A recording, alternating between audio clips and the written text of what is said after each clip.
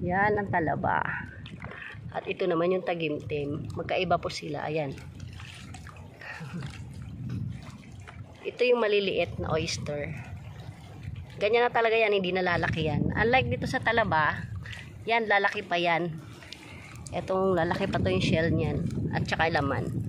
Yan. Teka, ayusan ko lang. Kasi ang hirap kumuha pala, ang hirap kumuha ng camera kapag itong nag-iisa ka. So, susundutin natin yan. Yan. Yan. Yan. Nadala pati laman. Yan. O, kuha na yung talaba natin. Tadan! Ayan siya, mga marikoy and barikoy, oh. So, na-damage yung ano niya, oh. Laman, pwede na kainin ka agad. Oh, sobrang linis po nito dahil isla po ito. Yan. Ito na yung talaba.